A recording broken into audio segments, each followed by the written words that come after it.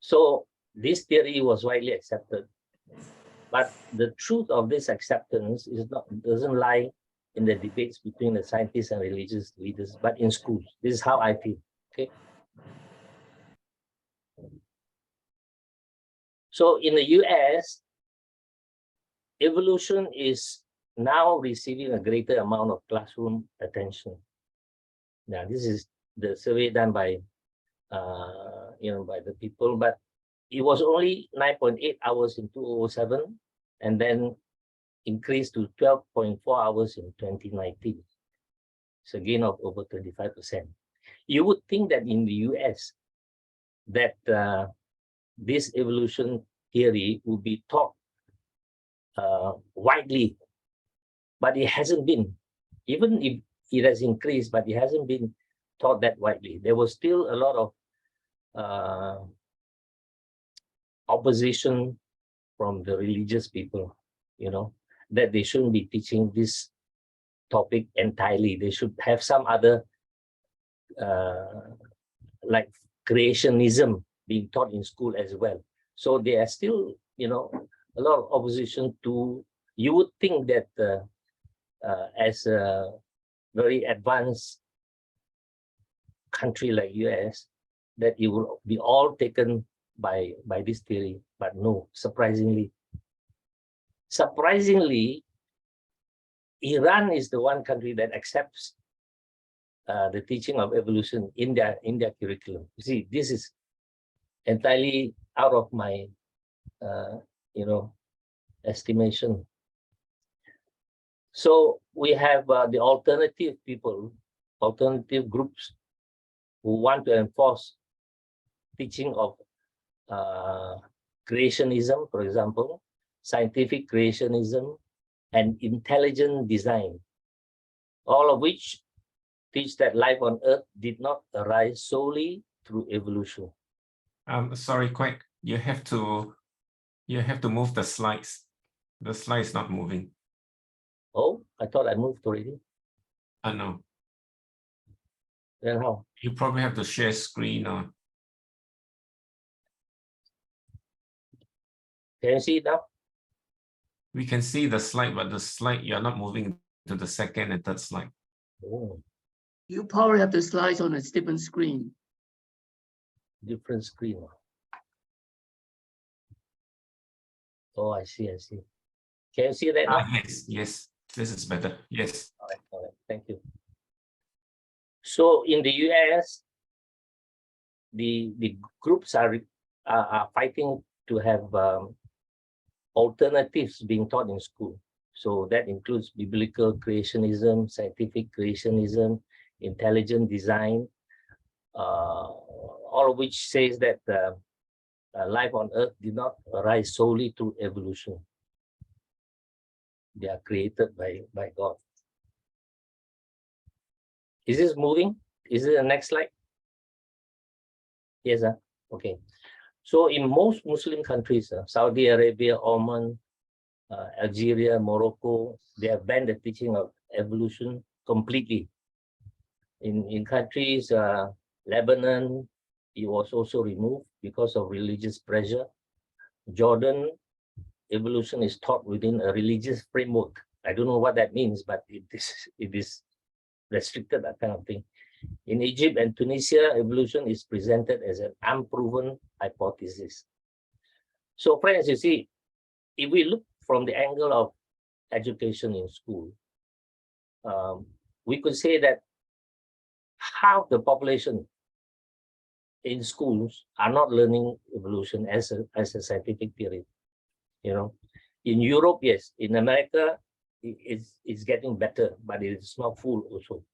But in most of the Middle East countries, they are not taught. In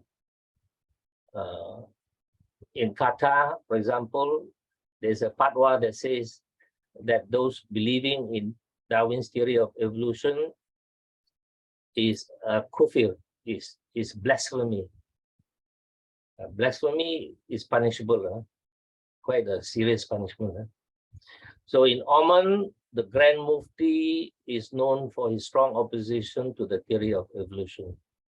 Saudi Arabia fatwa also states that the theory of evolution contradicts the creation theory in the Quran and a consensus of Muslim scholars.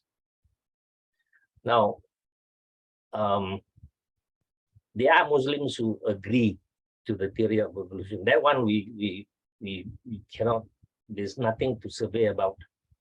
But in schools, we are talking about curriculum-wise, they are not given that space to learn about evolution. So tonight I'm going to focus on some models, these 4 models of relationships between science and religion by this author Ian Barber. Very knowledgeable scientist.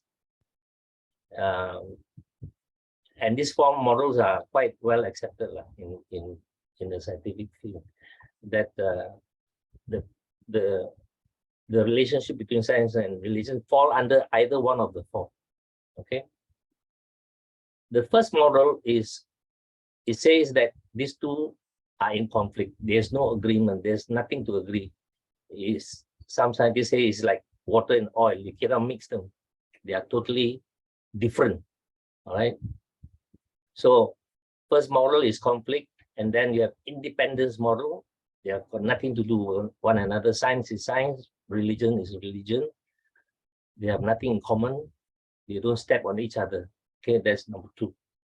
Number 3, dialogue model. Some scientists feel that there should be interchanges between the 2 models. There should be some understanding, but they are all these have their pros and cons. All these have some difficulties to justify. The last one is integration model, right? How the 2 can come together and still work as one. Okay. We have here 2 strongest general forces, apart from impulses from our various senses, which influence men. The 2 strongest general forces which influence men, and they seem to set one against another. So this is from Whitehead, Alfred North Whitehead, in this article, Atlantic, 1925. One of the forces is our religious institutions, and the other force is our impulse to accurate observation and logical deduction. These 2, he says, set one against the other, so they are in conflict, these 2.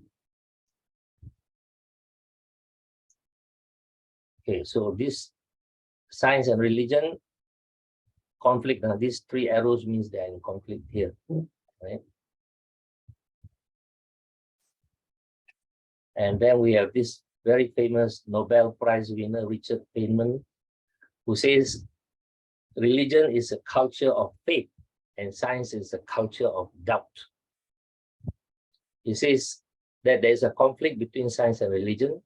The spirit or attitude toward the facts is different in religion from that which is in science. Science has this principle of uncertainty, right? Because of this uncertainty, they want to go, of doubt, they want to go and find out more.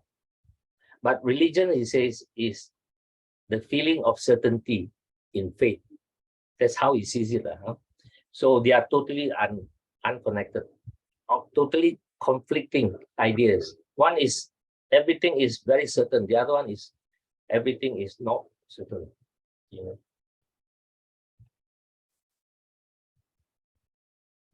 And then you have the physicist Victor Stenger. He says it's immoral to act in opposition to reason. This is very strong words. Immoral to act in opposition to reason, and moral to act in accordance with reason. Then he claims that religion is immoral, And science as a reasonable activity is moral. So it says a scientific society is a moral society. So we have very strong feelings about religion from this group of scientists, very, very against the religious teachings, you know. And there are lots of them. I can only quote a few, but there are lots of them, you know. So another one is also Victor Steiner, don't know how to pronounce his name correctly. He says it's religion and science are like oil and water. They might coexist, but they can never mix to produce a homogeneous medium. They are fundamentally incompatible. They disagree profoundly on how we obtain knowledge of the world. How we obtain knowledge of the world. Science is based on observation and reasoning from observation. The religion assumes that human beings can access a deeper level of information that is not available either by observation or by reason. Scientific method is proven by its success. The religious method is refuted by its failure. So you see this group of scientists are really saying that science is the only way, you know, religious thinking cannot be the source of knowledge. Okay. This is very famous Richard Hawkins because he appears many times on YouTube in the debates and all that. It says the universe that we observe has precisely the properties we should expect if there is no design, no purpose, no evil and no good, nothing but blind, pitiless indifference. Says we look at the universe, that's how we should expect, and that's what we get. Nothing, no purpose is just there, you know. No good, no evil, nothing is blind. And he has a very good following, you know, because he's very eloquent, very charismatic also. And he has got a lot of examples to give. If you are free, you can go and check his YouTube, Richard Hawkins, a British scientist. Now we have this Stephen Hawking, is also another very famous one. He says there's a fundamental difference between religion and science, between religions and science, fundamental difference. Religion is based on authority. Science is based on observation and reason, like many of the scientists have said. Science will win, he says, because it works. He says he believes the universe is governed by the laws of science. The laws may be decreed by God, but God does not intervene to break the laws. When you look at the vast size of the universe and how insignificant and accidental human life is in it, the existence of a God seems most implausible. But many of us will say that if you look at the vast size of the universe and how insignificant we are, we would think that there must be a creator because of our insignificance, you know. But he is saying otherwise. So we have got this group of very, very prominent scientists who have achieved a lot in the scientific field. And they are all saying that science cannot coexist with religion. You know, science will win. Science is moral. Religion is immoral. Can you imagine? I mean, they are saying that the source of moral values are from religion, and it says religion being immoral. But they are very convincing because, as some of them say, because science works, you can see the results, you can see the effects. It works. So it's very difficult to argue with these scientists and say that no, they are they are in harmony and all that, you know. But you see the argument, you would agree that they have very strong arguments here, right? That these two, science and religions, are never and never will be in harmony. So another environmentalist activist, I couldn't get his name, but he says religions and science are indeed incompatible. They both offer explanations for why life and universe exist. Science relies on testable empirical evidence and observation.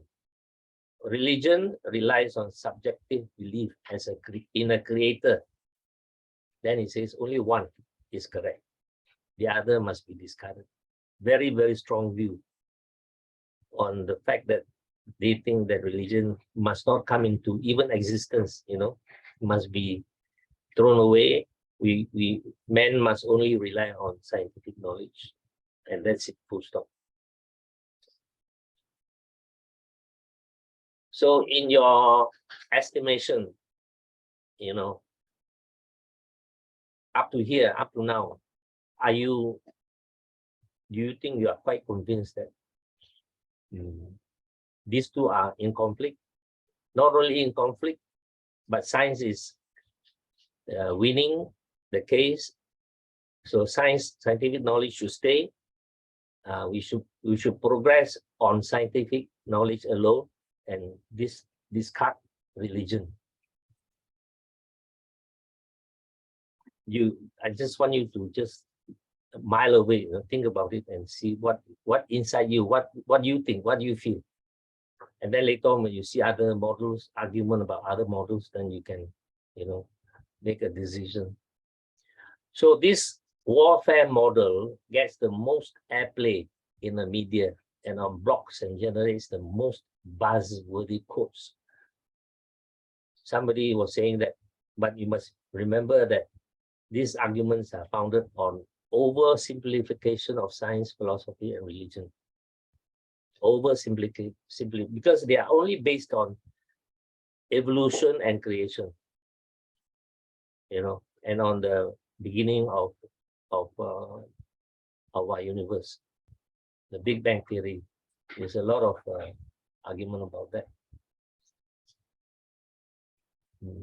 Previous, so you get a lot of media attention when you have this, because media likes to create this kind of, you know, they always organize this kind of debate, and then you get readership, you get people to come and watch your video and all that, because it's exciting, you know, to see people arguing, to see sometimes see a minister from the church being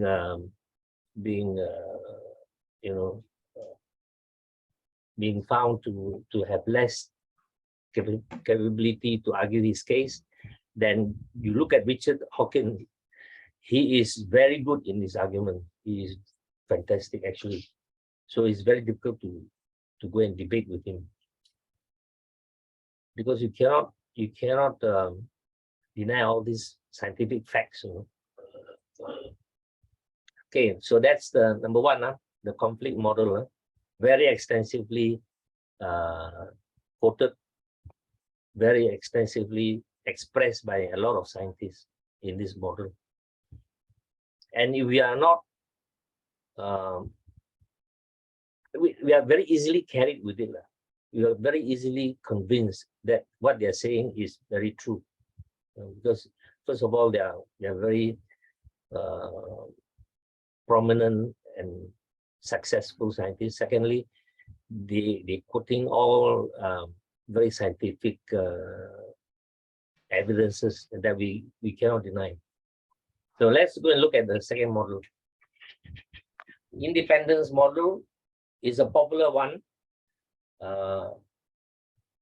for the interaction of creation and evolution, and is the one backed most predominantly by scientists or religious scholars that are united in their war against the conflict model of science and religion. Especially the religious scholars, because they want to they don't want to see the conflict between the two. They just they chose, or they think that this independence model is a very good model to say that science and religion are separate. They are not in conflict, but they are separate.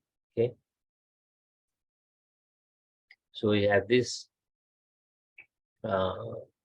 diagram here. You have science and religion. There's no interaction between the two. There's no dialogue. They are separate. They are distinct. They have distinct rules between them, different rules. So in Chinese, Chinese is like say. Sorry. Never mind. So in Chinese saying is 井水不犯河水.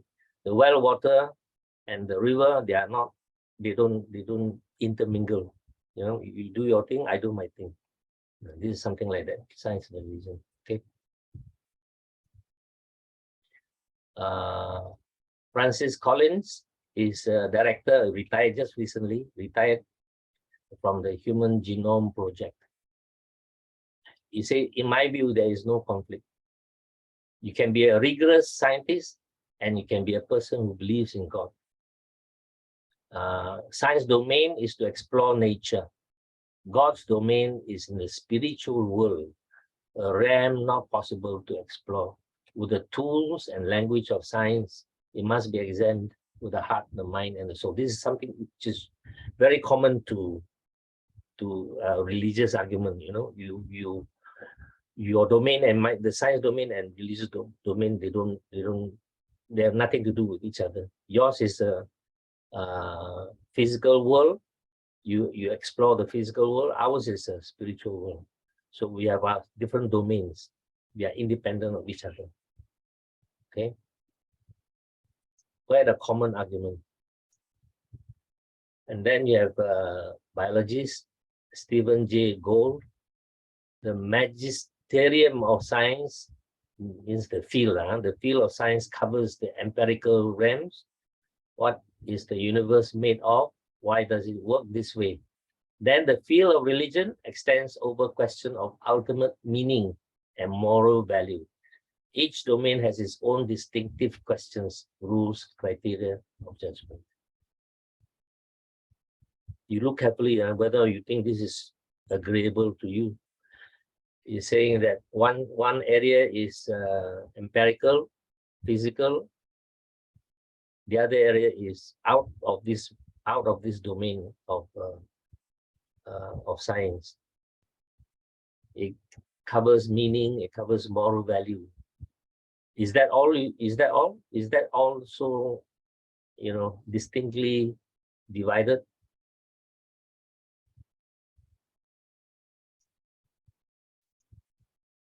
So, in this sense, it says science and religion are separate and address aspects of human understanding in different ways. I like this one. It says attempts to pit science and religion against each other create controversy. So just allow science to do its own thing. Don't question the religion. Don't pose questions in this religious field.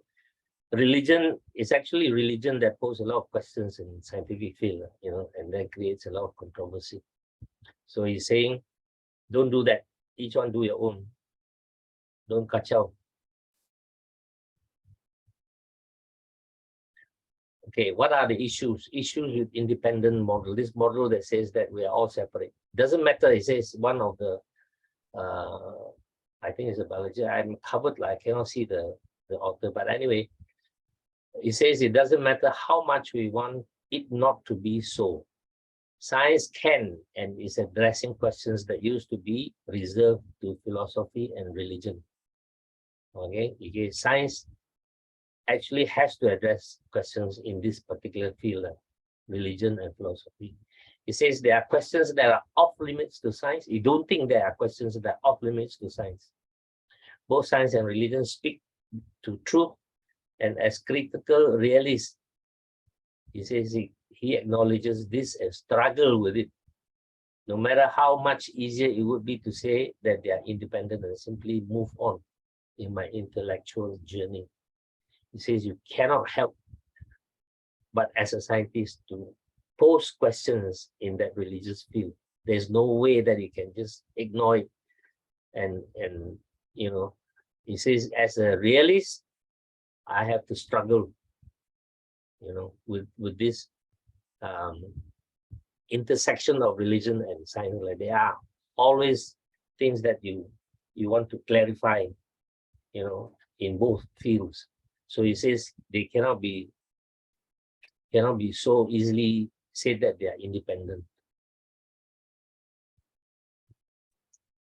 Okay, 8 o'clock, half an hour, so we have another, maybe see whether we have we should have time to cover all this. Now, third model is very simple. Says these two fields have dialogue, must have, you know, exchanges between scientists and the religious scholars must have exchanges. In this dialogue model, they are partners in a conversation, right? Each bringing their unique knowledge and expertise to enrich the other. You see, all this saying makes sense. And it's very difficult to say that, quite difficult for us to say that it should be otherwise. When you look at all what they are saying in their argument, you will say that this is correct also, that is correct also, that is correct also. So this model is not as common in the media because it doesn't make headlines like conflict models or allow simple either or independence. But it's more common in academic writing on science and religion, dialogue model, because a lot of scientists who are also religious, a lot of them, they have to live with it. So they want to see this dialogue coming, you know, being happening. They want to see this dialogue happening. More dialogue, they feel that they will be able to clear up the issues. We have to see whether or not this is working. Why dialogue? They say because neither science or religion can claim to give a total account of reality. This is what they say, but scientists say that they have the total account of reality. In fact, the reality that is presented by religion is total falsehood, they are claiming. But here, some of the scientists are saying neither science nor religion can claim to give a total account of reality. Do you agree? You think so? You think this is true? You know, because every statement made by these people are accepted by some, accepted by another group, you know, not accepted by other groups. Okay, both science and religion are concerned about making sense of things. Science seeks to clarify mechanisms, religions offer meaning. These approaches do not need to be seen as being in competition or as being mutually incompatible. Not in competition, not mutually separate, incompatible. See, more religious thinkers regard natural science as a source of wonder and awe at the discoveries of the intricacies of nature. This among us also, religious thinkers, among us, actually, we look at the discoveries either of the universe or of the micro existence, micro what do you call atoms and molecules and all that. We look at all that and we marvel at the intelligence behind all these, you know, laws and all these happenings that without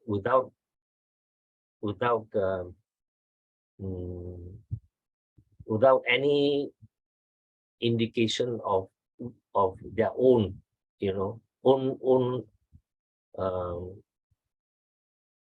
what do you call?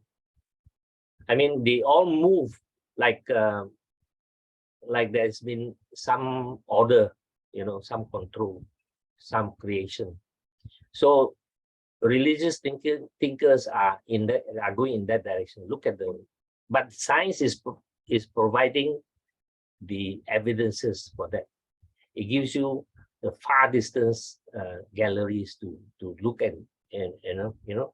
But you see, we think of it this way. We think that this creation is so marvelous, you know, by the recent science that are able to, that allow us to look at it in a very new way, in a very, very different ways, you know.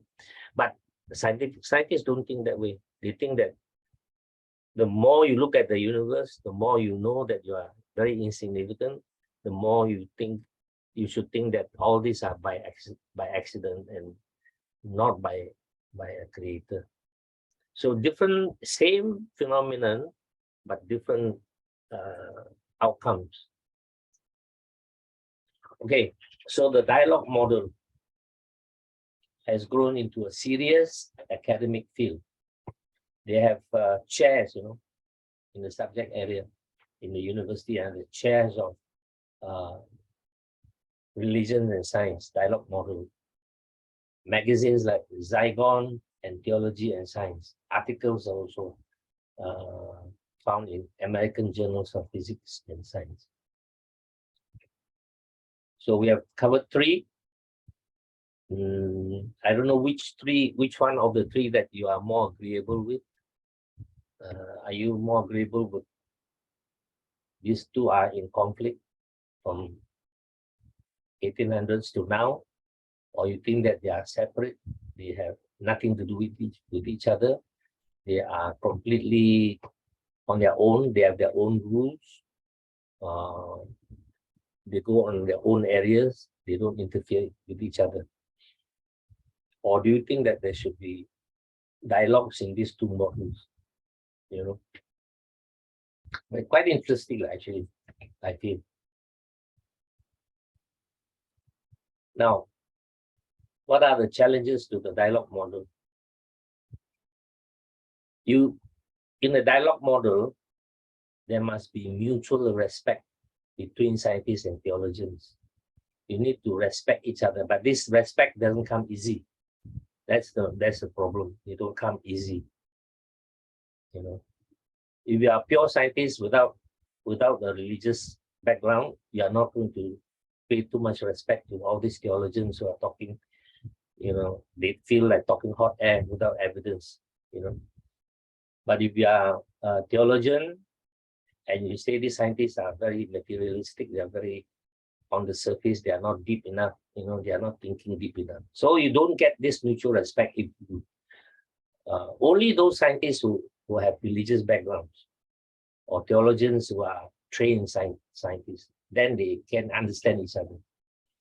So the other one is knowledge of both disciplines. It says very few people are adequately able to speak intelligently about both scientific and theological discipline. Very rare, these people. So that are the challenges. You don't have enough people to support and to also to dwell meaningfully deep into both areas.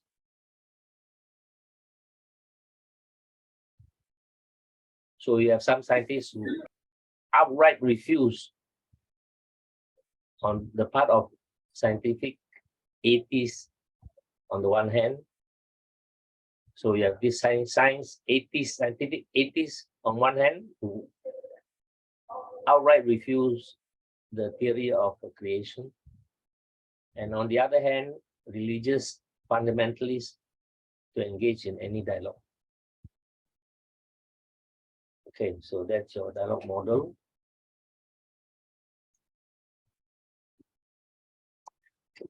Last one, the integration model holds that some sort of integration is possible between content of theology and the content of science. Some sort of integration. it's very difficult to imagine how, how these two fields can be integrated, very difficult to imagine. Okay, where am I? Now, this model, integration model, assumes that religions and science ask the same questions and can agree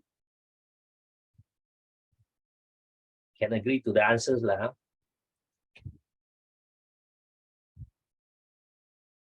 The proponents attempt to go beyond the generalities of dialogue and seek the tight integration between specific theories of religions and science.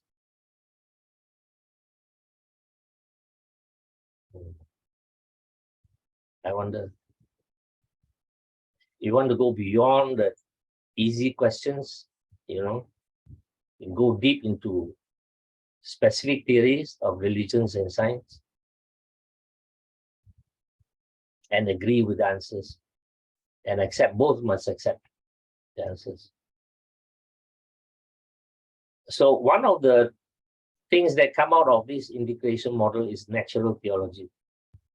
It says that the existence of God can be inferred from the evidences of design in nature, of which science has made us more aware. That is quite acceptable in my sense, because the faith, our faith in the existence of God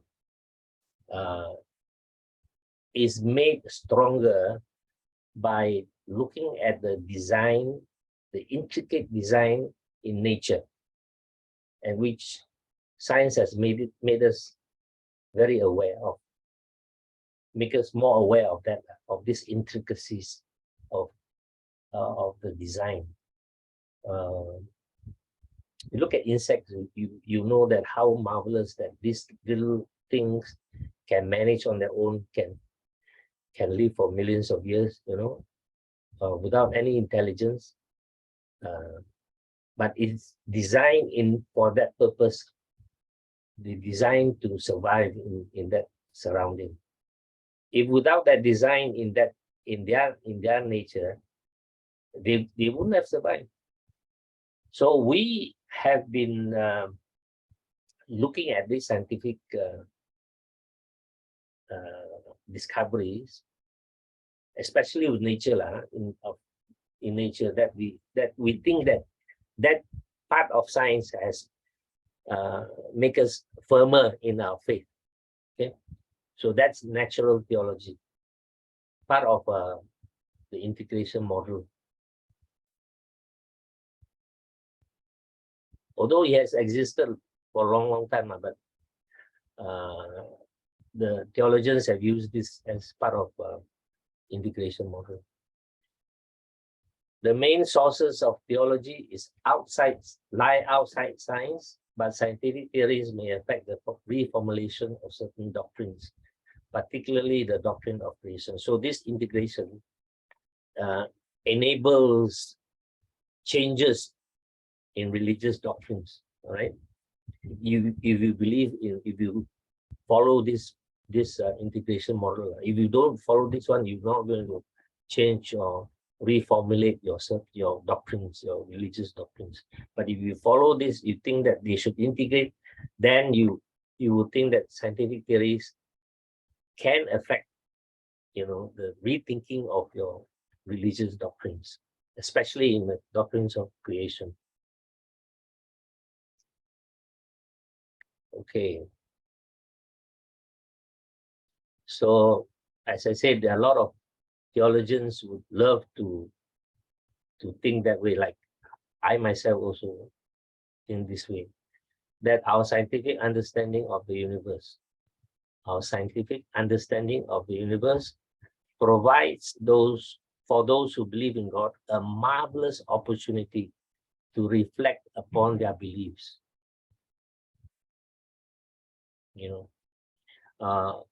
A simple case is the order in this universe. There is tremendous order, right?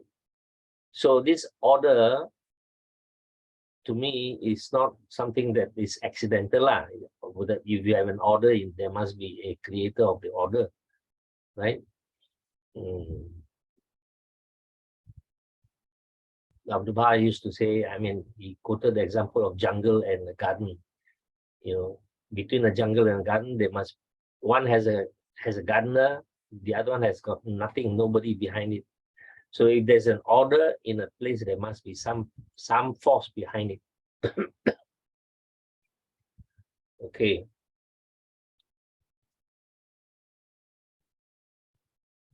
Now, let me take a break.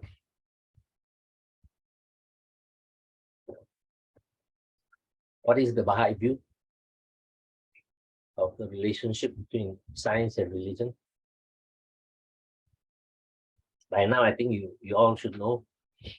The title gives that away.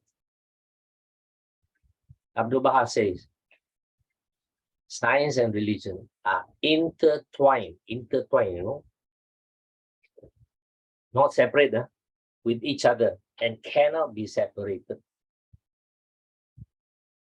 So the independence model is outlined, means they cannot be science and religion, nothing to do each other, cannot.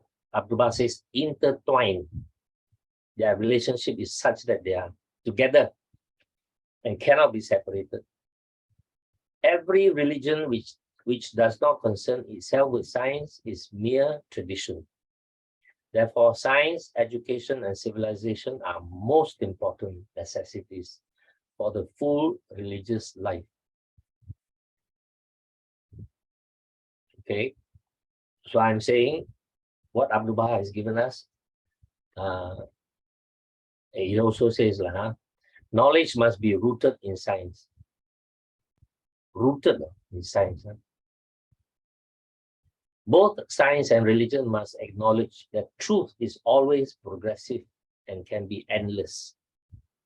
We all know that scientific knowledge is progressive. We all acknowledge that. We believe in it. You know, the theory is always a theory. It will always be improved. It will always move on. It will always progress. Nothing is fixed, Abdul Baha said. Nothing is fixed, nothing final. Everything is continually changing because human reason is progressing along new roads of investigation and arriving at new conclusions every day.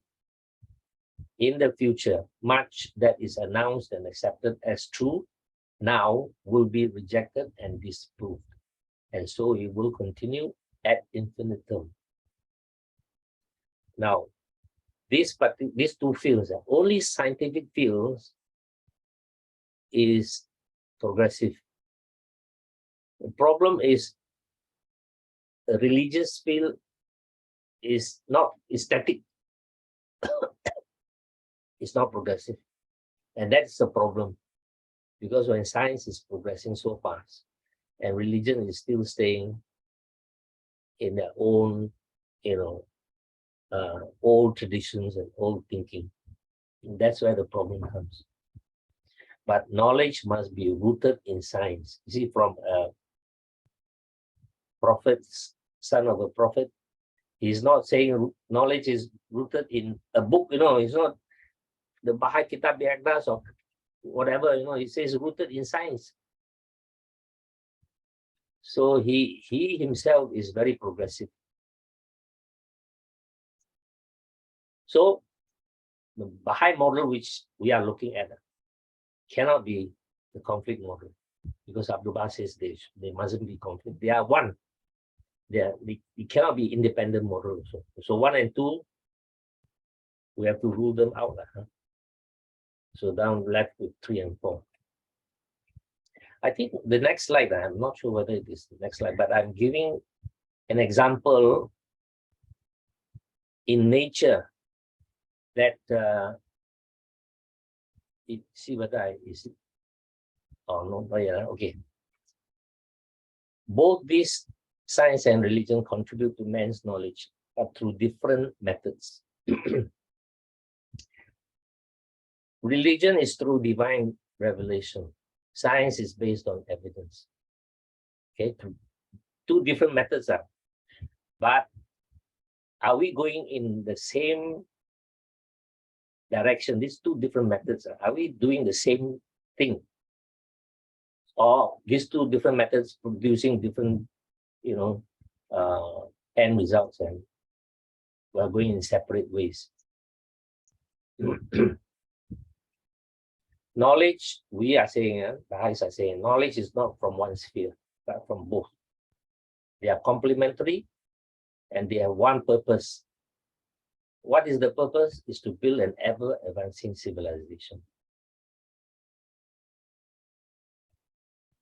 So we are going in one direction, one purpose, one direction.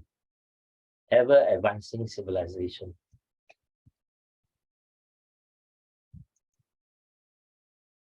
A quote from Pope John Paul II. He says, I make this strong and insistent appeal that faith and philosophy recover the profound unity which allows them to stand in harmony with their nature without compromising their mutual autonomy.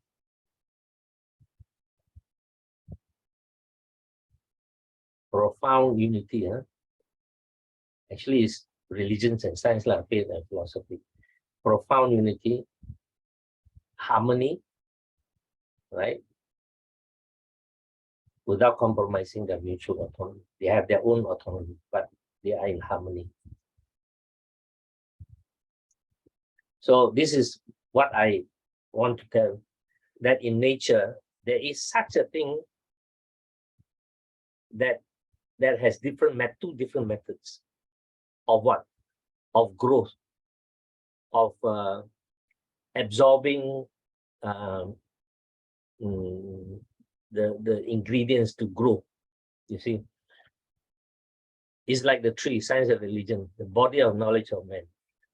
This is not from Baha'i writings. This is just my ideas. You can come and refute all this. See, the trunk above the ground is, I say it's a religion. I can be science, but I say it's religion with two main branches depicting spirituality and morality. That's what religion brings. Religion brings spirituality and morality. Okay, and then the leaves on the branch is of morality. From here, from this side of this branch is honesty, integrity, equality, truthfulness, chastity, unity, uprightness, constancy, loyalty, gratitude. This branch of spirituality grows. And then the spirituality grows: faith, moderation, detachment, love, submission, humility, kindness, sacrifice. All these are to be found in religion. Nothing of this is to be found in science.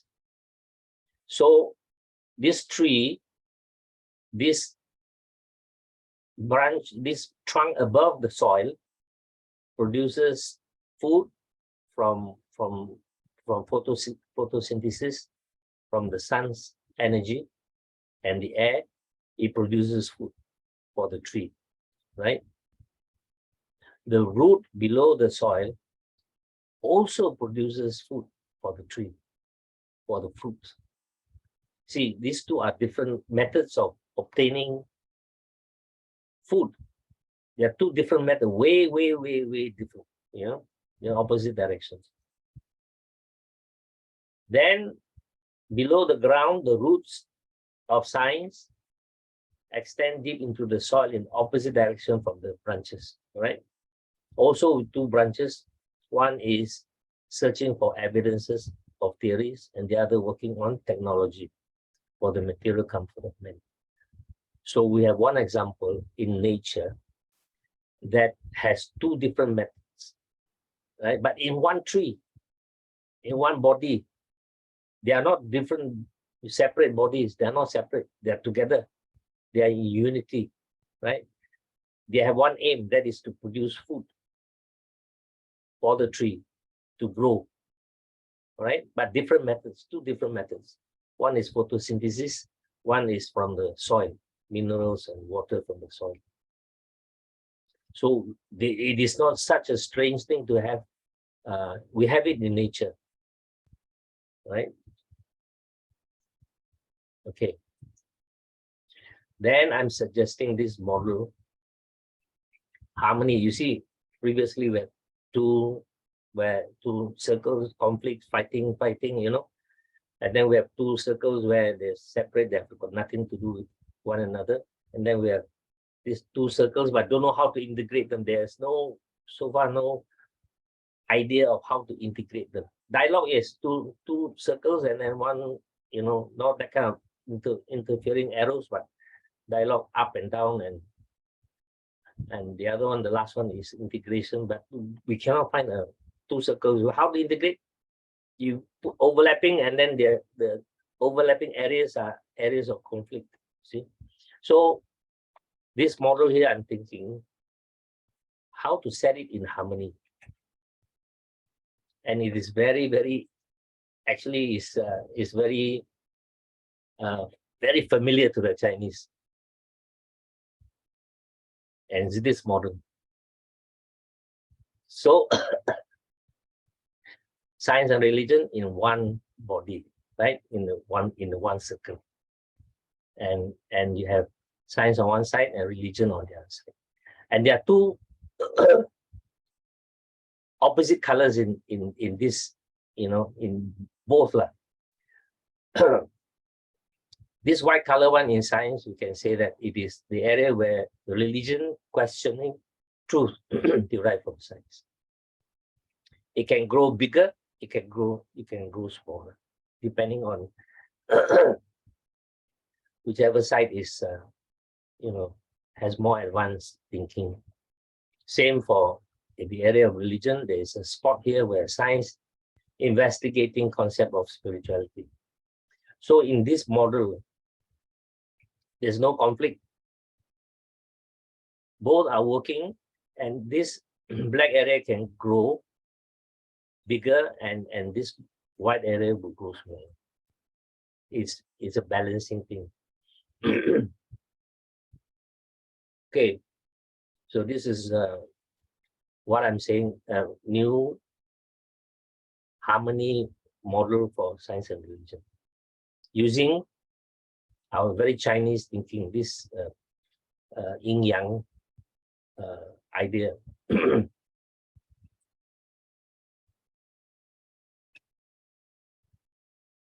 So some more quotation for some of the scientists and some Baha'i writings. Science is not only compatible with spirituality, it is profound source of spirituality. And then it says, when we recognize our place in an immensity of light years and the passage of ages, when we grasp the intricacy, beauty, and subtlety of life, that soaring feeling, that sense of elation and humility combined, is surely spiritual. The notion that science and spirituality are somehow mutually exclusive does a disservice to. He's an astrophysicist.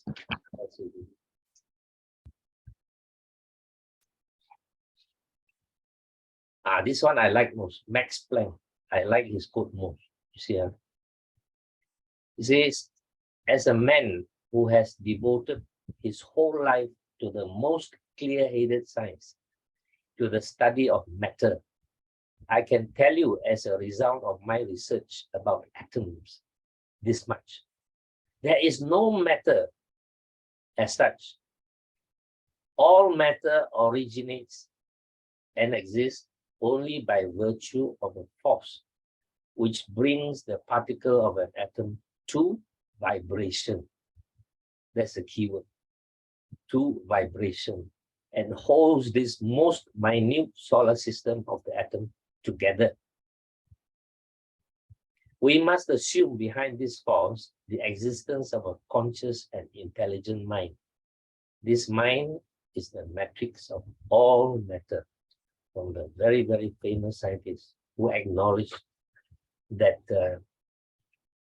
matter, there is no matter, it's just this force. This force enables things to vibrate. Vibrate in a very particular pattern, you know, not just simply randomly vibrating, it's vibrating in a very specific manner. And much late, I mean, in religions, we already said in the text of religious in the religious text, is already mentioned that everything vibrates. It's not static. And then we have come to understand, to discover that actually this is true. Vibration. So what sets things to vibrate? What sets it out to vibrate? Why it vibrates? Why it vibrates in that particular manner? So that's where you see scientific discoveries like this enables us to wonder in awe. This most intelligent creation, this existence of a conscious and intelligent mind, is the matrix of all matter.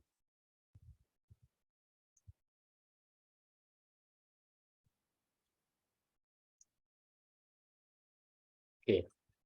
Thanks be to God, Abdul Baha says. Thanks be to God that in this new cycle, the admonition of Baha'u'llah is that in the search for truth, men must weigh religious questions in the balance of science and reason.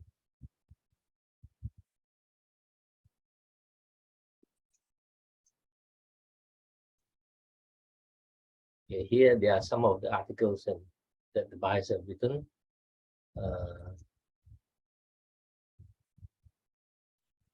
If you want, you can ask me for the slides, and then you can have all this information here. So friends, just to some things are in the chat, but I can't read them yet. So I've given you some very basic ideas about science and religion, how they have been played out in this present moment, present time, how scientists are thinking of whether or not religion and science are in harmony with each other. But very clearly in the Baha'i faith, science and religion have to work together, have to. Because if they are not, then we are very one-sided. Right now, science is quite refusing not to work with religion, because their take of religion is mainly Christianity, because of the creation theory and evolution that they don't agree. So, but Abdul Baha says every religion must be rooted on the knowledge of science. Okay, so I have given you that comparison. I don't know whether you are still very scientific in your view, or you are very religious on one side. I leave it to Mervyn to ask for your views and share your ideas. Mervyn, please. Hey friends, if you have any, okay, I think that's Charles, right? Yes. Yeah, good evening, Charles. You want to, yes. Yeah, I have just one comment and one question. Mm. Thank you very much, Uncle Quek, for wonderful presentation. Earlier, in the beginning, you were talking about religious education, educational evolution in school. Mm. But for the Christian world, it's really only parts of America that they were opposing education of evolution. Right.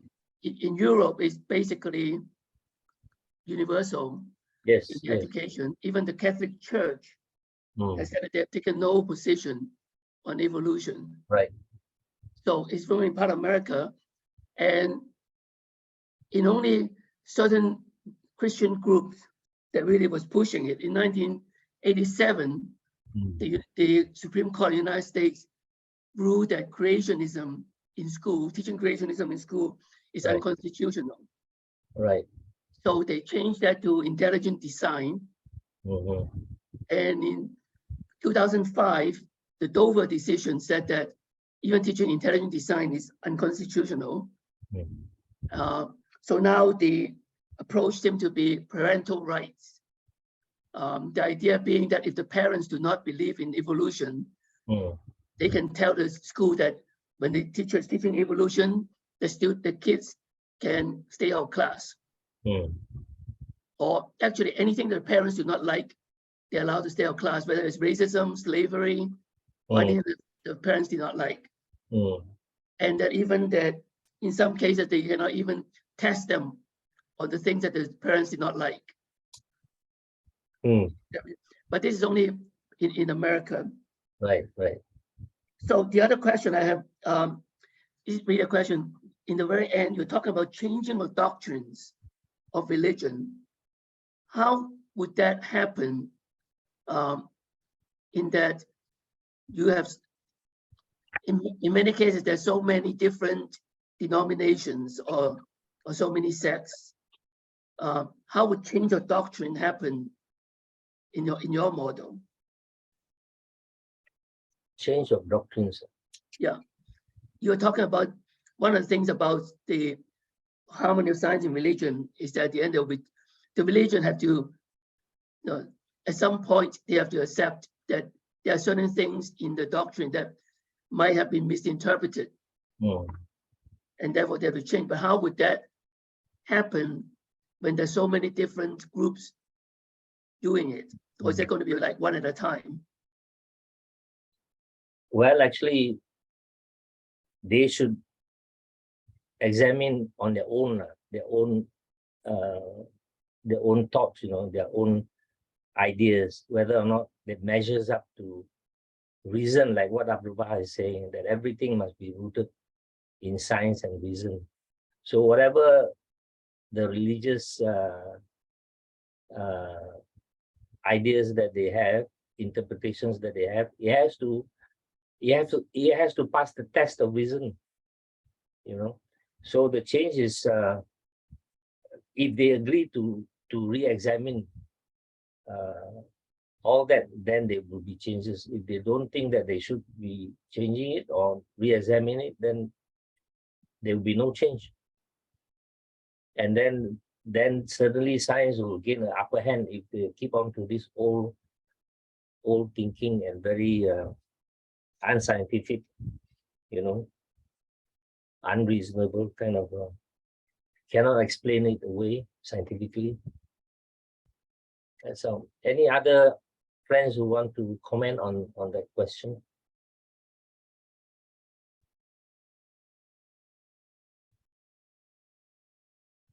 Yep. Anybody? Anyway, I'm very happy that a lot of ladies are attending this tonight's session, because I thought this is a topic that ladies are not really I'm biased, I'm sorry, but but if you talk about spirituality, then a lot of those ladies will come. But if you talk about science, maybe so prove me wrong. Quick, I've just wanted to, nothing to do with the previous question, but I wanted to say thank you for your presentation. First of all, this is not a topic that I know a lot about, but just listening to you and then I guess thinking about historically about the humanity. Like if we look historically, we see that once upon a time religion has had a good grip of domination. Right. So science, in fact, people that were scientifically proving anything in the very olden days, they used to be hanged and killed and so treated really badly. Reading books and everything else was kind of abhorred, and it wasn't common. So I think to me it's almost like just sitting here listening to you, it seems like there's this pendulum. It's like moving from extreme end of complete focus on domination by religion once upon a time to now to a point of what you were describing about a couple of those models where it's just completely, they don't consider religion, it's like science is completely in its own isolation. In fact, it establishes the truth. Yeah. So reading for you to mention some of the quotations by Abdu'l-Baha and reading from Phyllis as well, adding something from Shoghi Effendi, it seems like the Baha'i faith is using this middle ground where there's a balance, just like that lovely yin and yang that you were showing, the balance between the science and religion. There must be, just because we haven't learned and discovered everything in terms of its scientific understanding of the religion or the religious explanations of the science going hand in hand, doesn't mean that they cannot be integrated or they cannot be intertwined, as Abdu'l-Baha suggested. That's all. Thank you. I think to answer your question, Phyllis is in a better position because the history of science and religion should be able to give a better picture. Phyllis, would you want to comment on that, please?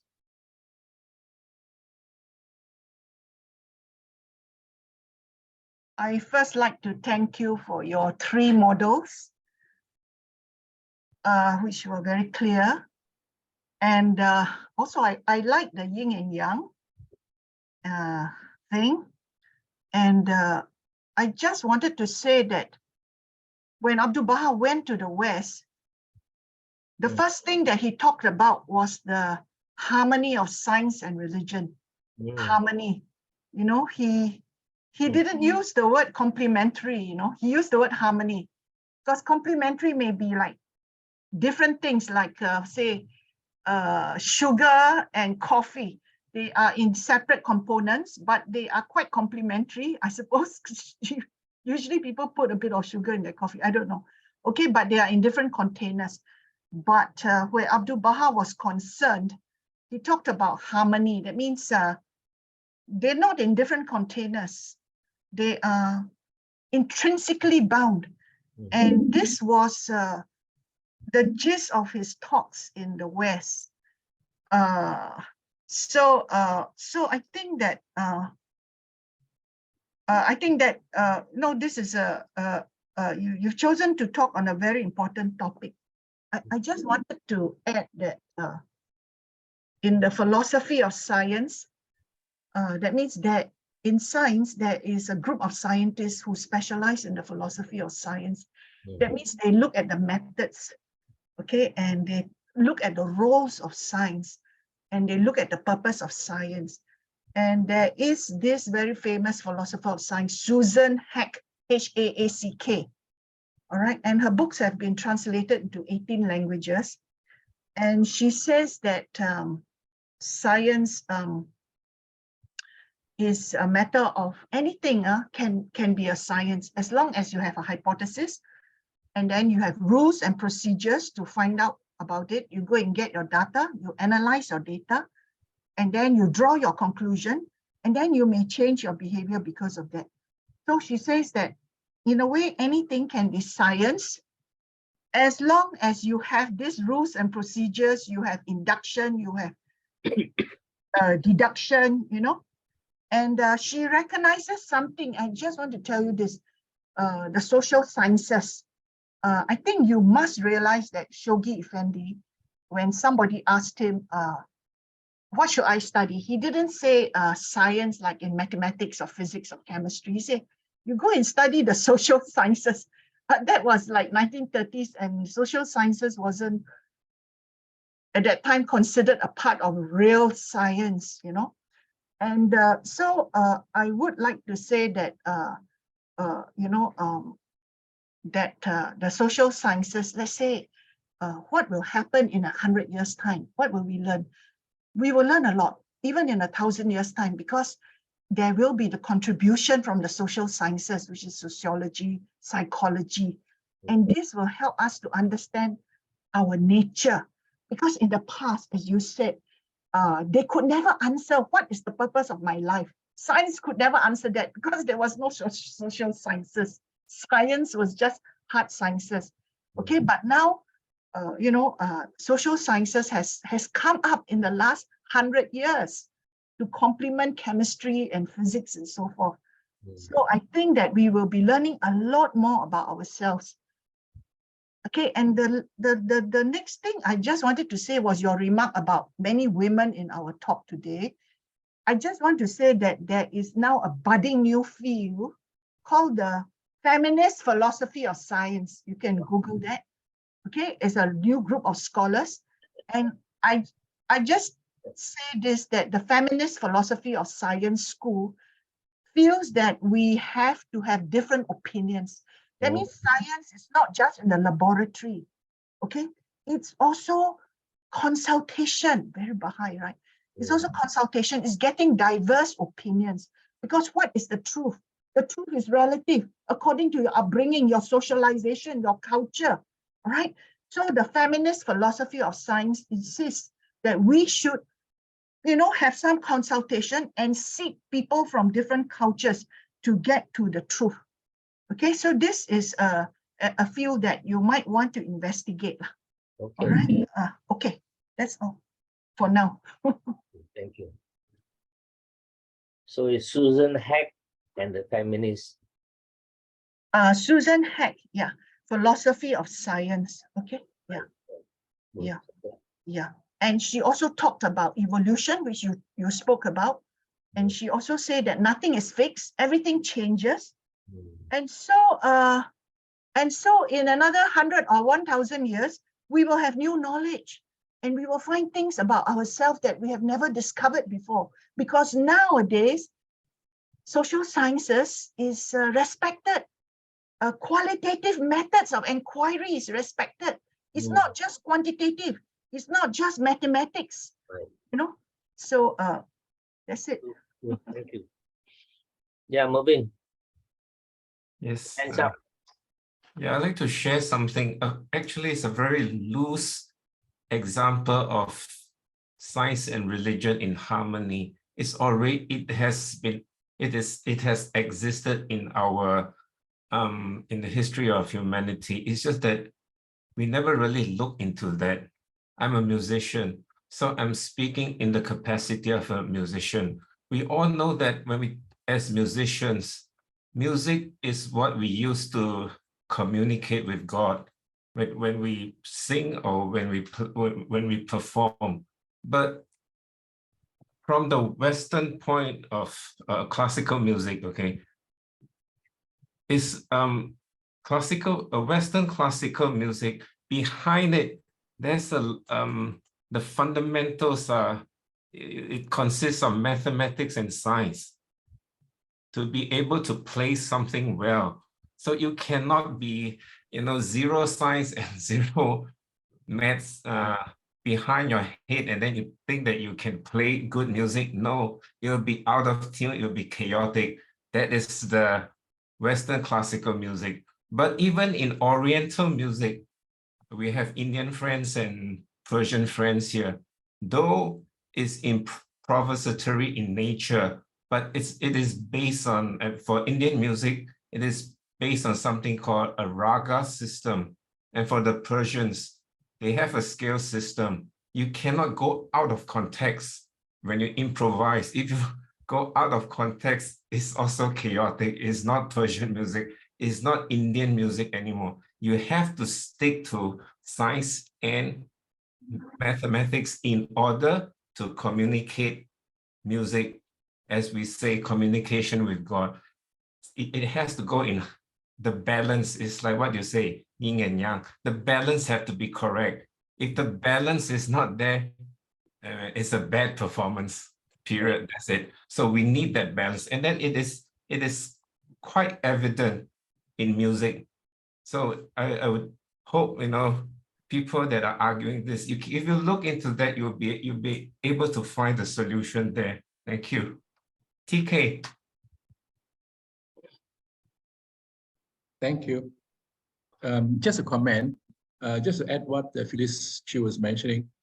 What we are focusing is on soft science, we call it. And you find that, for example, like in economics, is very materialistic. How can it be looked at with the spiritual principles? So what can say the economics throughout the world, you could see that there's a lot of imbalances, and you could see that there's always rich and poor, and there's always the domination of, for example, like the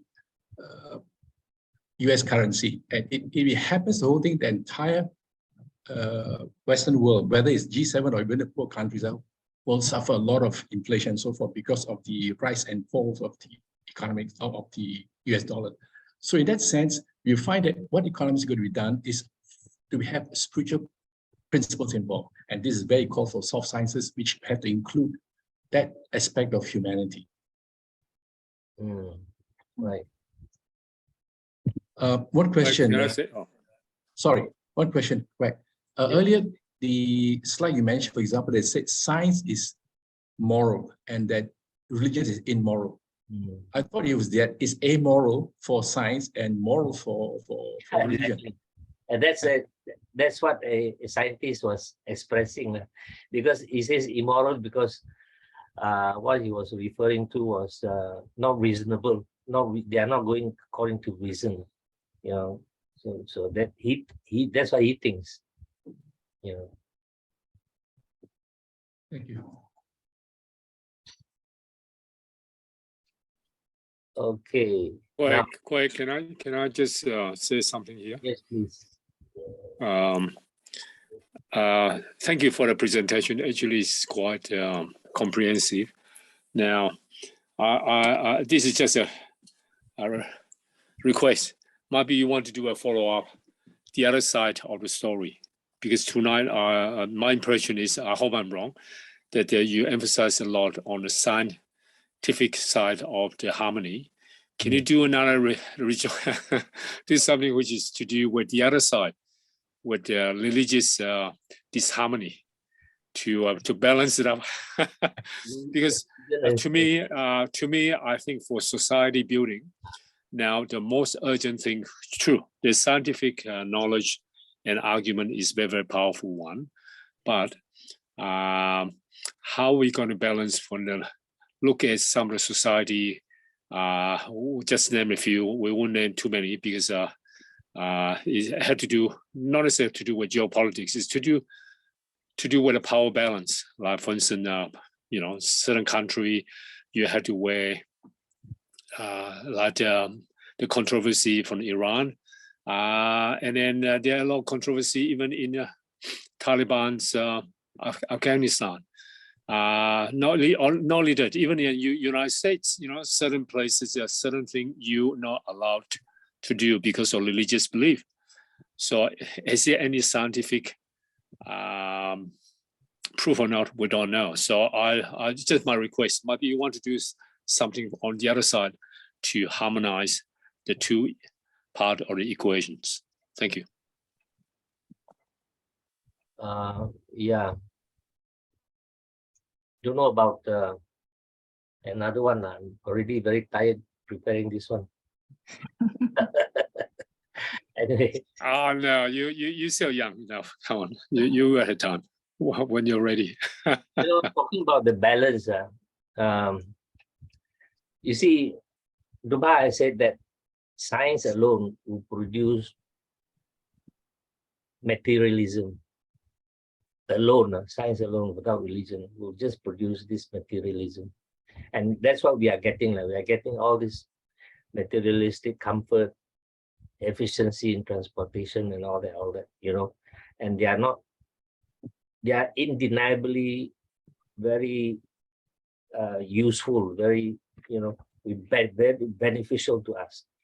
But on the other side, the spirituality that we get from religion, we get this spiritual knowledge and we get assurance. And that is something which science cannot provide. Science cannot provide you with assurance, with hope. That's something that we learn when we study religion and become a follower. Science makes the distance between men shorter. It can bring men from one pole to another in a very short time. But religion brings men closer to his creator. That's what, that's a balancing thing. Science is man and man. Religion is man and God. Science improves technology, for example, but religion enhances insight. The science cannot give you insight, but this only the spiritual part of us, you can enhance that spiritual insight. So it's something that you need both. We cannot just do with one. If you do with one, and all that spirituality is gone, which is incomplete, you know. So you can have very advanced technological knowledge, but you must also have upright character. And science cannot provide you with that, with an upright character. So friends, you know, we have to have the balance, and this, you cannot deny. I think we cannot run away from that, right? So can we have some comments from Pra of Buddhist background, and Michael from the Latter Day Saints, if you can. Thank you, Mr. Quack, for the presentation. It's something very interesting, very insightful. So I would say the Buddhist point of view is, at least in the doctrines, we try to be as open-minded as possible, always do not simply believe. So it's an investigative nature, not to simply believe in reports, not to simply believe in what we even hear or see. So it's not just, again, just the hard sciences that we just want to get the truth, but in this particular scripture called the Kalama Sutta, it also has to talk about the heart also. You know, whatever, even though it's true, is it beneficial to oneself and others? So if it's beneficial to oneself and others, then one should act on it and work on the progress. So if it's not beneficial, then we shouldn't pursue it.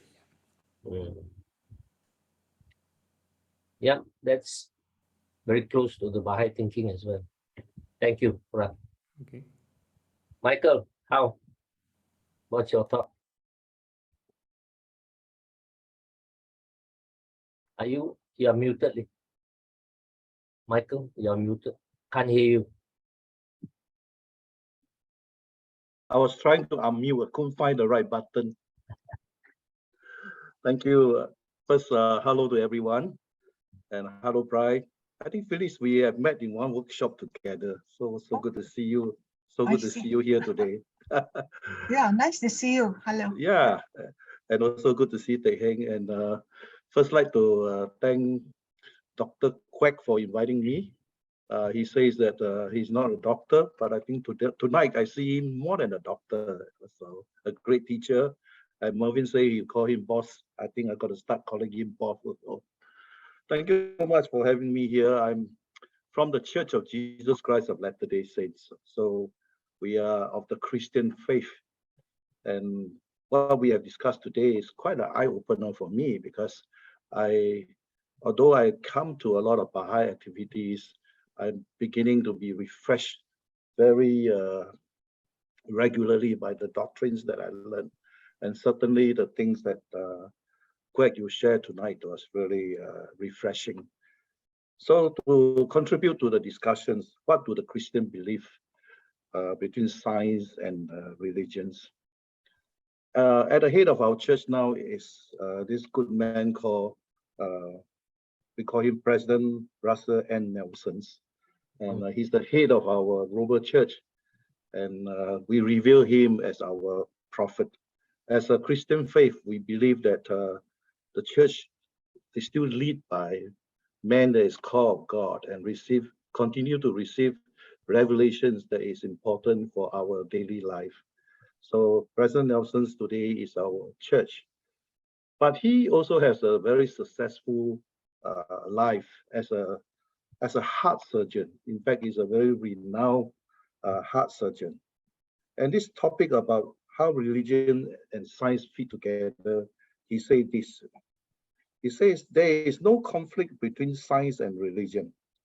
Conflict only arises from an incomplete knowledge of either science or religion or both.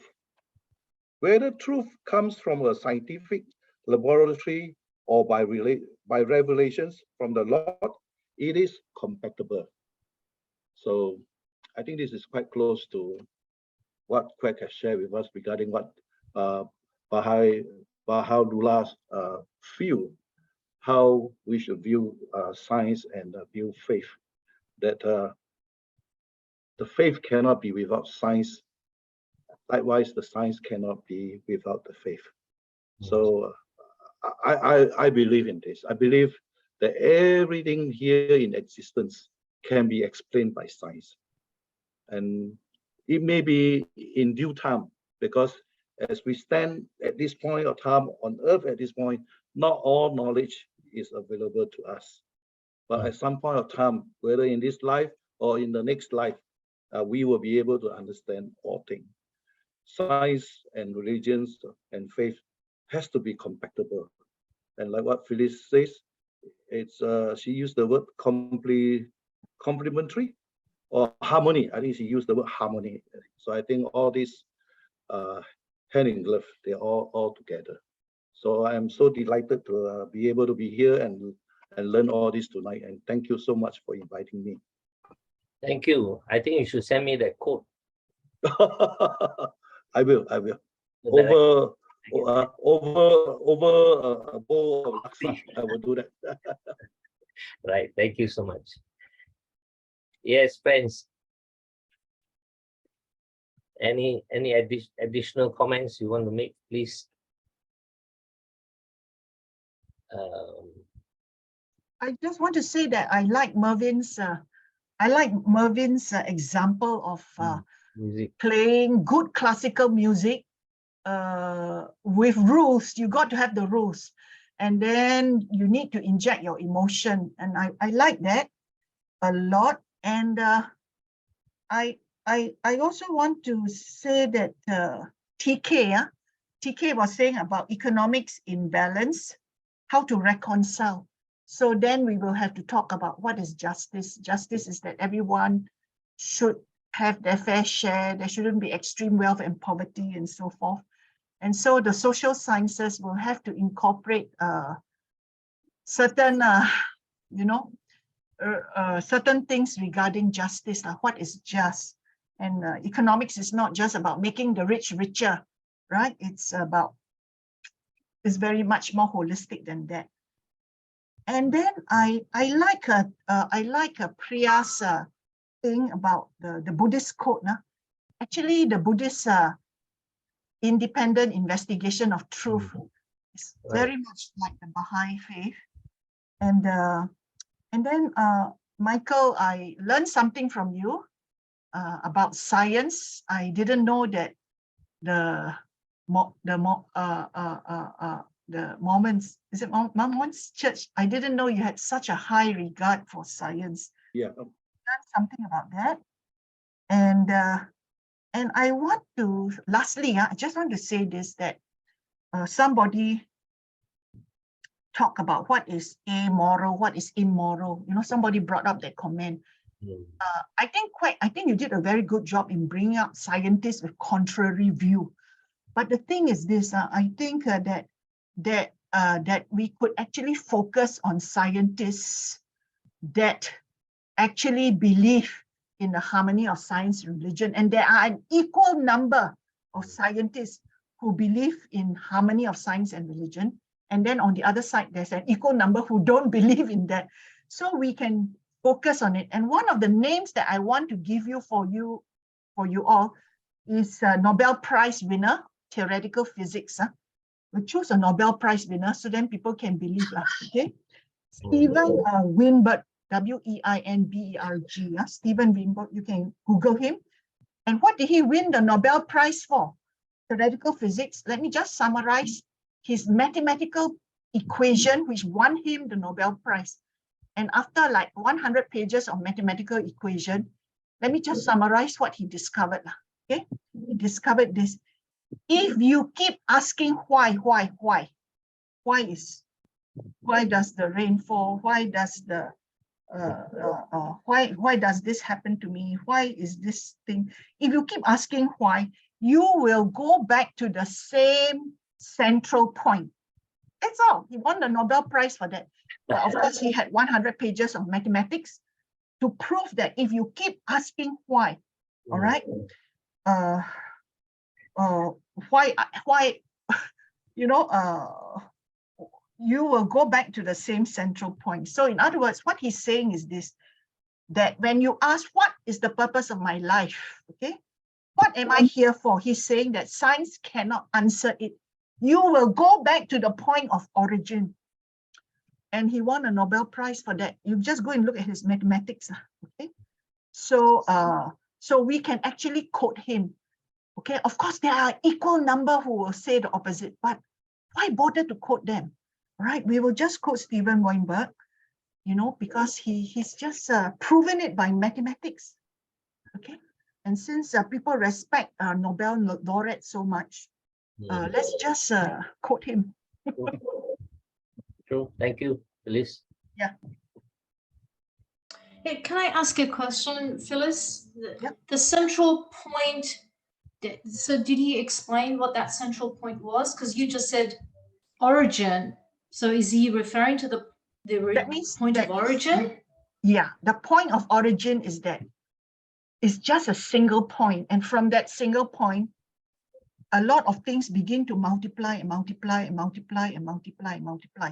So if you keep asking, what make this, who make this, what make this, who makes this, you will go back to the original point, which is that point where before that big explosion, you know. So in other words, science cannot go beyond that point. Phyllis, The origin, yeah. for information, there's a saying that no, knowledge is a single point, but the foolish multiplied it. Ah, The Quran, yeah. yeah, Yes. yeah. And That's you right. talk- So science is, and he proved it by maths, mathematics. He's a theoretical physicist. and And even I don't know how he proved it. And he's also a cosmologist. So he talked about the universe. You were talking about vibrations. He talked about the universe being actually we are zero. We are zero. Why are we zero? Because the universe is infinite. So relative to the universe, we are zero. We are a speck of dust in the universe. So if you keep asking questions, you will go back to that. And that's it. And I think reconcile what Baha'u'llah said about creation with what the scientific theory. They talk about the Big Bang, and this Hawkins was mentioning about the single point of singularity, and Baha'u'llah talks about the two forces coming together, and that's where the point of creation comes about it. So you could see that how Baha'u'llah explained from the metaphysical aspect of it, and science explained from the scientific aspect of it, and they are incongruent. That's right. So you just have to quote him. And if other scientists disagree, then you just say, oh, you go and talk to Steven Weinberg. That's all. He won the Nobel Prize for this. Yeah.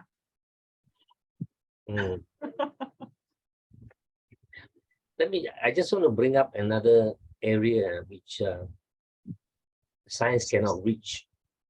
It's about what we call the soul. As far as science is concerned, soul is non-existent. Period. Done. You know, but we learn from, including Baha'i writings, that soul is actually the reality. Man's reality is the soul. It's not the physical body. So that part of the reality which science cannot touch or has not succeeded in even finding out what is all about, or not even acknowledge the existence of the soul, is where one area that he has failed. Actually, I'm thinking that way, because he focused everything on the brain. Everything starts with the brain. Everything, scientists think that brain is it. But now, recently, they have found some cells in the heart, that operates the same thing as what the brain cells are doing. So the thinking process and all that, it doesn't confine to the brain now. It is also the heart now is showing the way. So that is very fascinating thing that they are now looking, but they still didn't say that it is connected to the soul, you see. So there are areas where science actually had decidedly think that that's it, full stop, but in fact there are vast, immense area of field of study to be connected with the soul. And as far as I'm concerned, when scientists just go to the brain and want to find out everything, my saying is they're barking up the wrong tree. So here there's vast, immense area for science actually to look into. As you said, in another 100 years, maybe we will have a totally different understanding of what is our reality, what is man's reality. Yes, friends, there are comments in the chat group about the two forces where, like what TK was mentioning, Tampines Baha'is was saying the creation is generated by two forces, opposing forces, but yet they are together. But that is a very deep, wow, it's a very deep idea, that one, what Baha'u'llah says.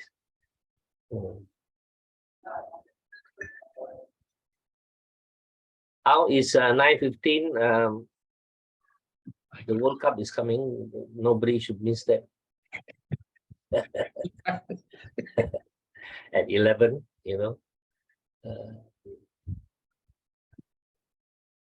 Brian, are you in Hong Kong or you are in Norway or what? Where? Yeah, I'm in mainland China. I'm in Hubei. In Hubei. Yeah. I see. Oh, Yeah, trying to survive the cold winter. wow. You have heater facilities in Hubei? What? You have heater, heat. Yeah, yes, kind of. Yeah, yes. I have to use it. Yeah, I also had my aircon on. Ah. Okay. So do you have any comment you want to make for tonight's session? No, this topic is too much beyond my, capability. Yeah. Yeah, you spoke more like than a PhD, yeah, doctor. Yeah. You're crazy.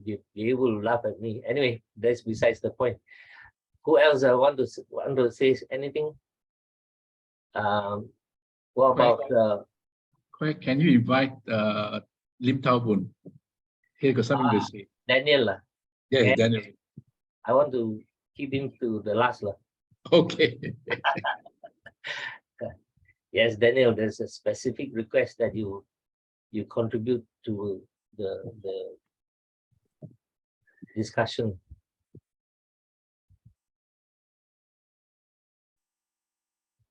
Sometimes it's multitasking, so it might not be. Daniel, are you there? He might be sleeping because he's going for operation on his eye tomorrow. Right. I'll come back to him now. What about Nasrin? Anything from Indonesia? Any of your kawan-kawan from Indonesia who wants to contribute? I don't know who is my kawan around. I saw just now Irvan, but he disappeared already.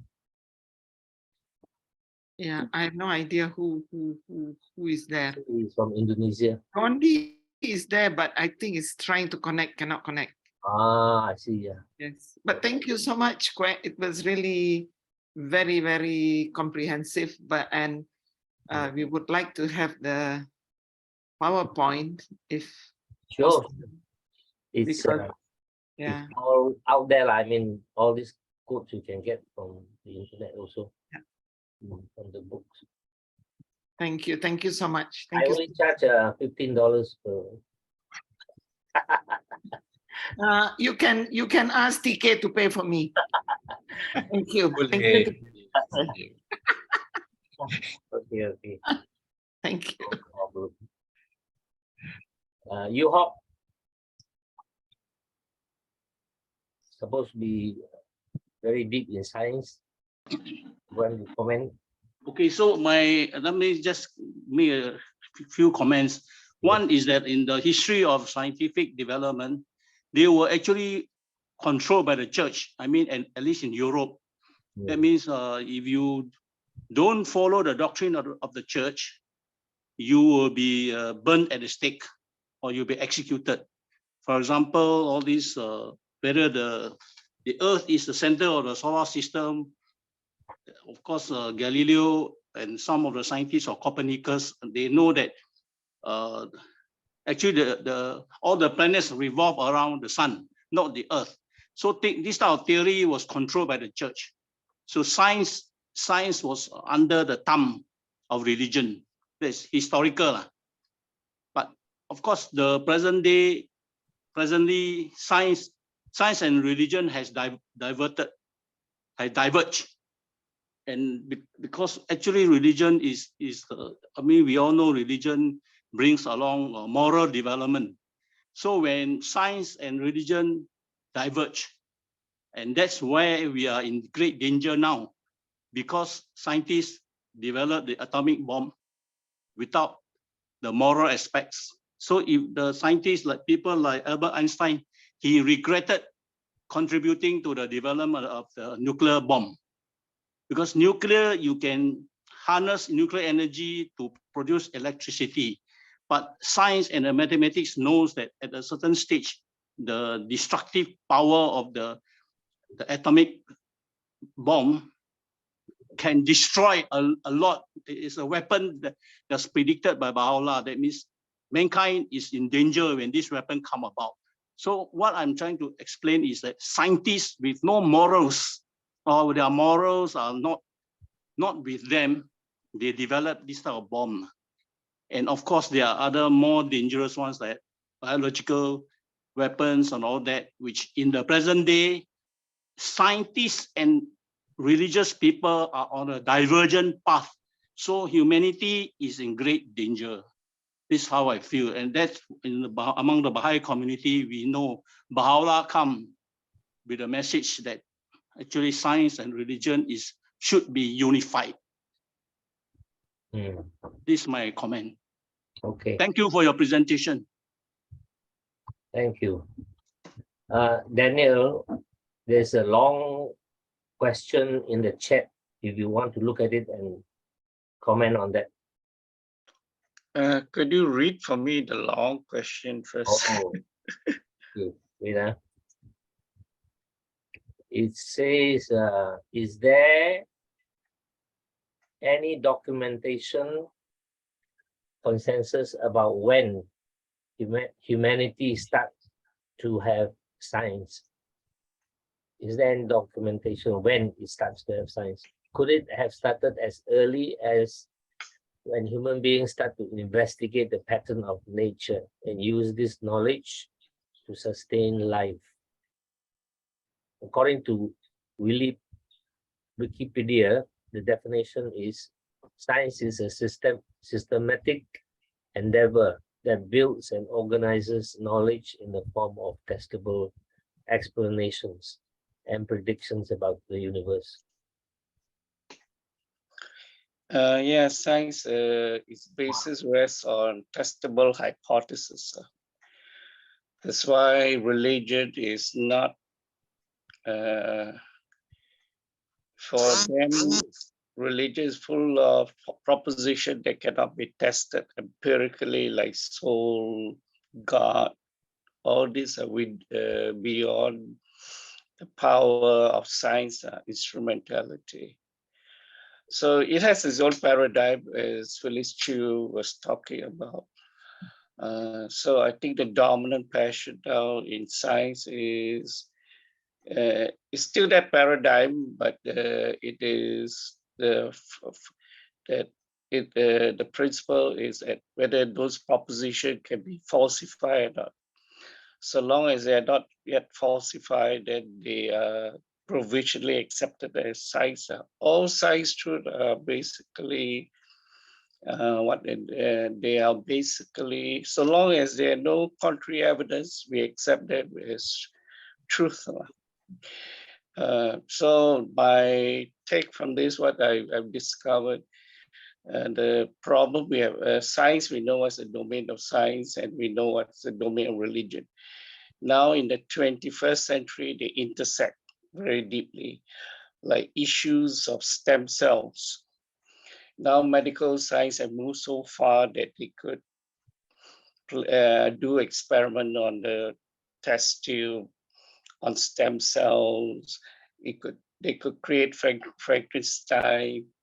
It has gone very far. So the question now, we know as a result of that in the laboratory, they can do all this type of experiment, but there's no moral impediment. This is where religion comes in. Like Congress would take issues with all these stem cells, like the pro-life would not allow this to proceed. So in a way, we can say medical science is amoral. That is, it's not immoral, it's amoral. It doesn't have any kind of morality. So the morality must come outside the medical field, from ordinary people who believes in religion or who have their own culture, will dictate the direction that science takes us. So science is not exactly have an independent will here. It has to be dictated by culture. So this is where the heart that we should have a kind of balance between religion and science. So religion, as we say, without science, become pure superstition. So the Baha'i faith emphasizes a lot of this because we have seen past religion, which has a lot of rituals and superstitions that does not make sense to a modern rational person. God gave us intelligence. So where did science and knowledge begin? From the very beginning, man has always been inquisitive. And once it's been structured, it becomes a science. So the mother of learning was philosophy, and from philosophy split up to, once the principle of astronomy became established, it becomes celestial mechanics, and then medicine came out from philosophy. Earlier was done by Aristotle, Galen. Then once the principle of medicine was clearly understood, it moved into a separate realm. So it's always been the human endeavor to understand how things work, and also why. But science cannot really explain why something works. Their question is always, how does it work? Later we will philosophize, why does it work that way? So there are two main questions. Science basically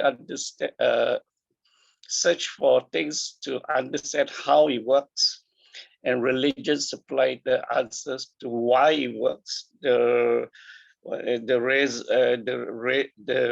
prime motive, the result of any processes or event. I can go very long. I think I stop here. Thanks.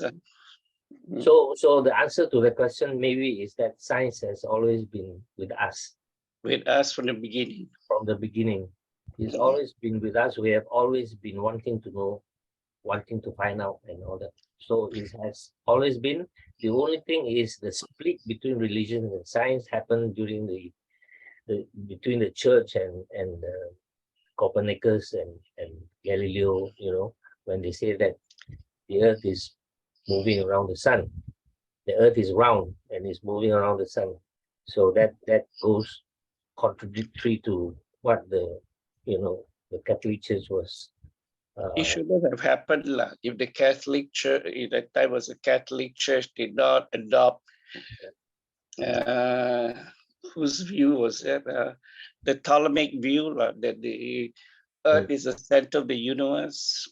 And Muhammad came along and say in a verse that no, earth is not the center of our universe, but the sun. And for centuries, European scholars make fun of Muhammad say this go against European learning. The time was the church. But the church should have got involved in that. But Genesis was dealing with creation, so creation became fundamental to Christian doctrine, and that doctrine embedded the Ptolemaic idea. Later it became not geocentric, but solar-centric. So it was very difficult for the church to let go, and Galileo had to be punished for saying that, for promoting that idea of a solar-centric instead of a geocentric version. But the church should not go involved. So this is one kind of superstition that they had to give up, but it was very painful. So with that came along with Reformation, and they gave up more power than they had before.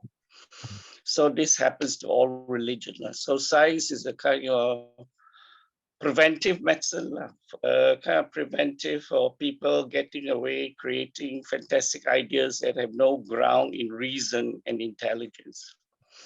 Good, thank you. Good. TK, you wanted to? Yeah, just to add what Daniel said, also in response to the question by Shaolin. You know, only recorded history you can find, they're talking about this science, is during the what I call the classical antiquity. That's where Abdul Baham mentioned of people like Aristotle who came into the Holy Land. From there, he discovered so much of divinity, went back, and that gave a flourishing of science and technology come about it. And we have got people like Meton, who give us the what's called the 19 years, which the Earth, which the moon circle and what I call circle around the Earth with the exact point, coming back to the exact point after 19 years. And this is where, for example, some of the things which have that, which even the Baha'i calendar talks about the 19 days. And you've got people like Aristarchus, and also people like Archimedes. So these are all, we talk about the principle of Archimedes, where the water principle of the density. So this is during the classical antiquity time. That was during the 600 years BC. And that's where you can find, these are some of the things that we recorded. For example, Euclid as well. Right. Thank you for bringing those up. Hands up for Tampines Baha'is. Yes, please. Actually, TK, the Metonic cycle was discovered in China way before Meton. That's why the Chinese calendar also is 19-year cycle. Oh. Thank you. And just to answer talk about the question that was raised, just we remember that the first scientific experiment was when Eve tried to eat the fruit and figure out whether she's going to die or not. So science started from the very beginning. Correct. I think what TK is antiquity. I think this has been, if we talk about formal science, like what we knew probably from the 15th or 15th or 16th century in Europe, then we can go back to antiquity, not to talk about classical Greeks and the Romans, just even China, you know what I mean, or even in South America, you know, the point is, if there's a human sacrifice, there's no basis on it. You know, human sacrifice for religious purpose. Even China, how many thousand years they also did it. So this is where, when I mentioned earlier on the power imbalance, because people didn't question on it. Maybe there's some witch doctor, whatever, that has some certain power to exercise this sort of power, and then they thought there's certain practices. This is where I'm coming back again, saying that a lot of these religious practices may not have scientific basis at all. This is what we're very lucky. We're living in a place where we still have a liberal thinking. We can still practice our religious belief, but there's certain countries they don't have that. So this is where the question I'm asking is, how we going to balance this up? Probably not for tonight, but this is something we have to go back and reflect about it. Say, all right, we know there should be a harmony between science and religion. How we going to practice it in our life, and the people we in context with, how we going to influence them, the sort of impulses that we're going to carry forward to have this thinking that balances so that there's a semblance of what we call inverted comma normal life. There's a scientific basis on it, whatever religious practice they're going to have. Thank you. Well, both these areas are going to bring about a civilization that is unimaginable, because science and technology will bring us very fast into the future. You know, our lives are going to be more comfortable, more exciting because of science and technology. But at the same time, we will also be empowered with, for example, spiritual insight. Spiritual insight meaning when we read the holy writings, we can, I don't want to say immediately, but we will be able to understand what is in that scripture. So that's spiritual insight. We can read from the holy writings, and then we can see what's coming. You know, we can do a bit of. It's going to be very exciting to me to see that this future world civilization is going to be way beyond our imagination. You know, if science and religion are in harmony. All right, so that's one thing that we should look forward to. And then I want to mention that you know, there are challenges in science also. Right now, as Daniel is saying, that in medical field we can do a lot of wonders, but the challenge is, can you produce something from nothing? Science is doing everything, but with something. It has never, or my thinking is that they will never be able to, we are men, will never be able to produce something from nothing. You know, so that's one big, that's because we are men, we are not creator. We are a very good copier, but we cannot create something from nothing. And I always thinking about, you know, science discover the biggest star so far, biggest star, you know, how big and what, but they will never be able to say that this is the biggest. There will always be something bigger. That's my understanding. You know, it will never end. The best thing is it will never end. This discovery of bigger and bigger and bigger stars, all these heavenly bodies will never end. And that is the wonder of this creation. And goes back the other way. You can, today you can say that this is the smallest matter. I don't know what name you give it, smallest matter. But next 10 years later, a smaller one is being discovered. And another 10 years, another 5 years, a smaller one. It will be endless as well. So from both extremes, man is unable to find the biggest and the smallest.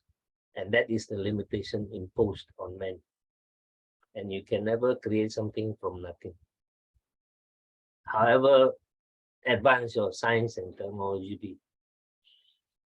So that brings back the humility to men. You have to be humble. You cannot do all these things. It's not possible. Okay, friends, it's past 9:30.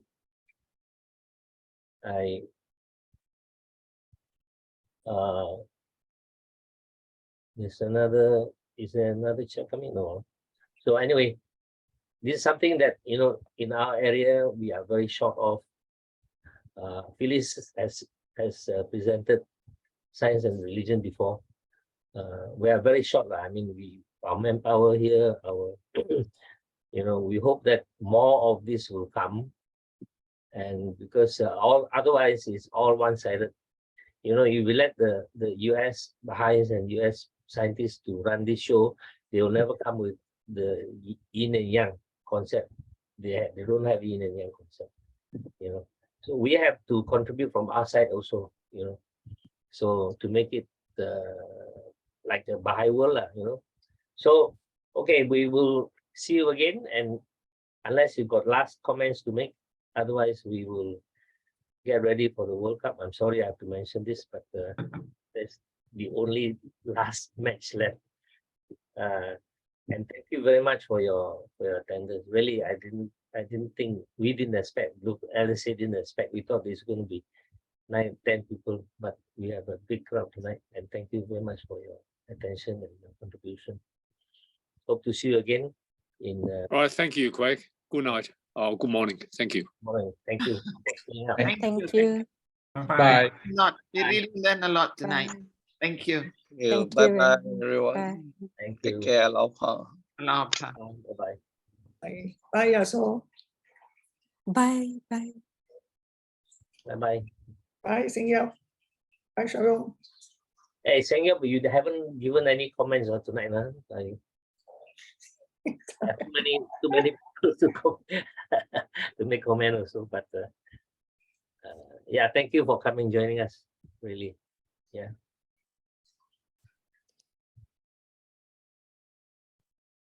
Good night. Good night. Good night. Bali, good night. Kueh.